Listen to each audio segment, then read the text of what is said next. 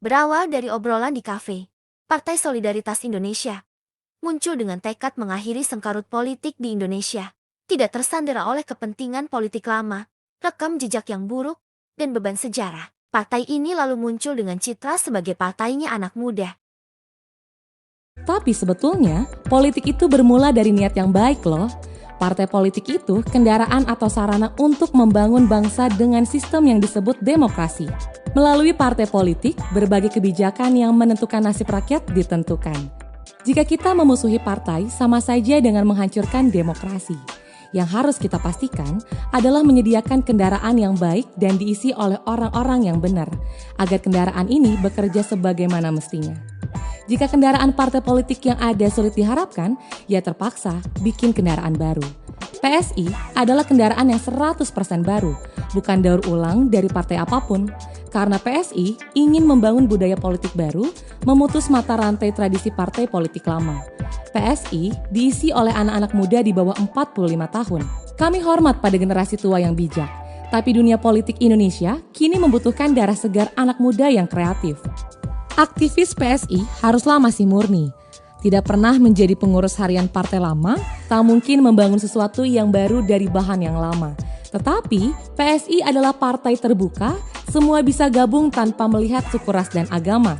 Penghargaan terhadap kemajemukan bukan cuma prinsip PSI, tapi nilai yang akan diperjuangkan. Minimal 40% pengurus kami khusus dialokasikan bagi kaum perempuan. Itu minimal. Di pusat saja 70% perempuan. Bukti komitmen PSI terhadap keadilan, pemberdayaan, dan kesetaraan gender. PSI memang bukan partai agama, tapi nilai agama menjadi nilai individu yang dipraktekkan dalam etika, bukan retorika. Kader PSI gak mungkin buang sampah sembarangan. Jika ada yang merokok di ruang publik, pastilah bukan kader PSI.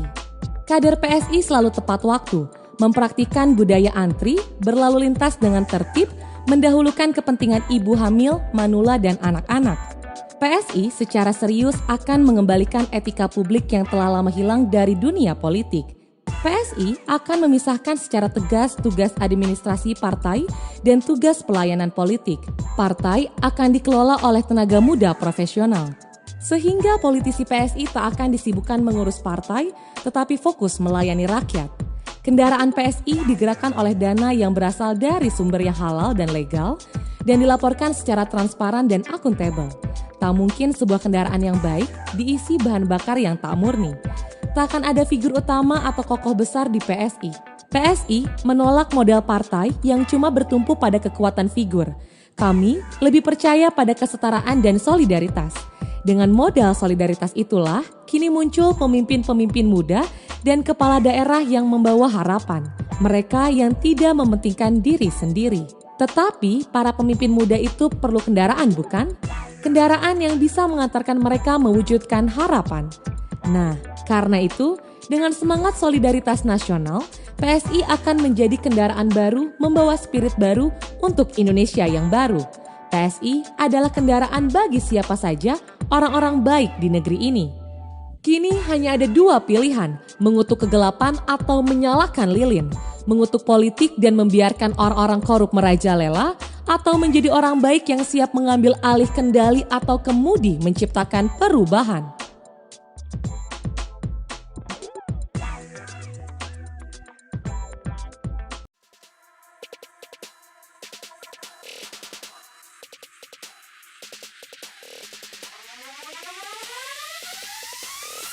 Nama Partai Solidaritas Indonesia atau PSI belakangan menuai sorotan.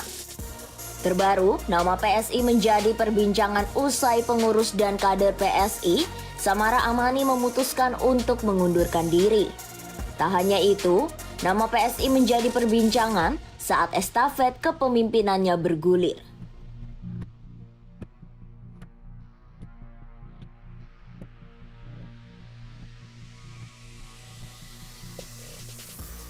Mulanya, PSI dipimpin oleh Grace Natali Luisa atau Grace Natali. Ia yang mengawali karirnya sebagai seorang jurnalis televisi, kemudian menggagas PSI bersama Raja Juli Antoni dan Isyana Bagus Oka. Namun gagasan mendirikan parpol tak muncul begitu saja. Beberapa inisiator PSI rupanya telah saling mengenal dan memiliki cara pandang yang sama. Kemudian lahirlah PSI pada 16 November 2014 dengan Grace menempati posisi sebagai ketua umum.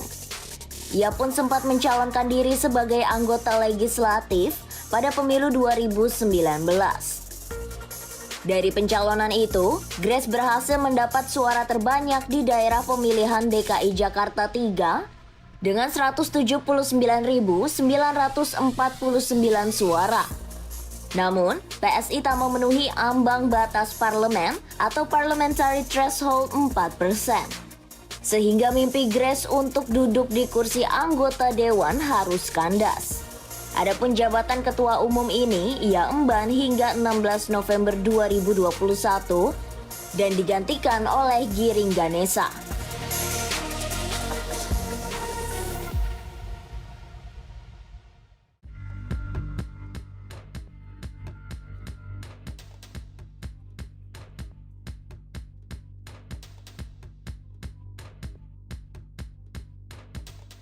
Nama Giring Ganesa mulai besar di industri musik tanah air sejak berada di bawah nama Nidji selama 15 tahun. Tak hanya itu, rupanya Giring sempat terlibat dalam beberapa kegiatan politik seperti menjadi relawan calon presiden dan wakil presiden Joko Widodo Yusuf Kala pada Pilpres 2014. Kemudian ia juga sempat menjadi relawan calon gubernur dan wakil gubernur Basuki Cahayapurnama Jarod Saiful Hidayat pada Pilkada DKI 2017.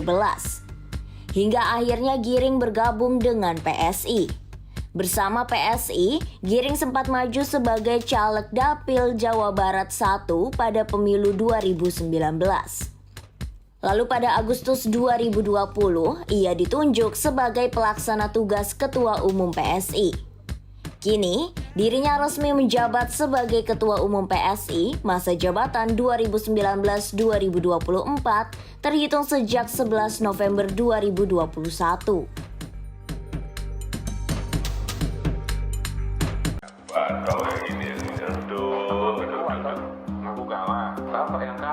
Namaku Mawar, bukan nama sebenarnya. Saat ini, aku sudah memantapkan hati untuk masuk ke politik. Aku memang belum punya pengalaman di politik. Namun, aku punya tujuan yang besar untuk Indonesia lebih baik. Semoga jalan yang aku pilih adalah jalan yang benar. Dari perspektif PSI sendiri, kita tahu masuknya Bro Kaisang, tentu menguatkan sikap mereka yang berkomitmen melanjutkan kerja Jokowi. Bagi PSI, pengganti Presiden Jokowi di 2024 kelak jangan sampai malah menghambat jalannya pembangunan yang telah dicanangkan dan dijalankan oleh pemerintah hari ini. Berembus kabar, Kaisang putra Jokowi yang dimaksud video anonim itu kelak bakal digadang jadi ketua umum partai menggantikan Giring Ganesa, mantan vokalis Nidji. Kalau kita lihat secara jujur dan objektif, rekam jejak Kaisang di bisnis bagi sebagian anak muda mungkin terkesan hype di awal dan anyep kemudian. Hal yang serupa yang dialami kakaknya Gibran Rakabuming wali kota Surakarta. Tetapi sang kakak cenderung bersinar di politik.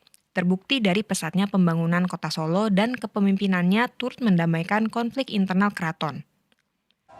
Kaisang ditetapkan sebagai Ketua Umum PSI saat acara Kopdarnas PSI di Jakarta Theater, Jakarta. Dalam acara ini PSI mengumumkan Kaisang sebagai Ketua Umum. Kaisang Pangarep sendiri datang dalam Kopdarnas PSI bersama istrinya Erina Gudono. Kaisang menerima penetapannya sebagai Ketua Umum PSI.